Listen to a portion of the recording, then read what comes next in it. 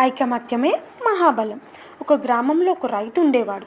అతనికి 3 కొడుకులు. వారు చిన్నప్పుడు కలిసిమెలిసి పెరిగారు. కానీ పెద్దయ్యే కొద్దీ వాళ్ళలో కలహాలు మొదలయ్యాయి. తండ్రి కలిసిమెలిసి ఉండమని వాళ్ళకి ఎప్పుడూ చెప్తూనే ఉండేవాడు. అయినా వాళ్ళలో మార్పు రాలేదు. వాళ్ళలో మార్పు రావడం ఎలా అని ఆ తండ్రి ఆలోచించాడు. ఒకరోజు వాళ్ళతో కొన్ని పుల్లలు తెప్పించాడు. వాటిని కట్టగా కట్టమని చెప్పాడు. మొదటి కొడుకుని పిలిచి పుల్లల కట్టను విరవమన్నాడు. అతను విరవలేకపోయాడు.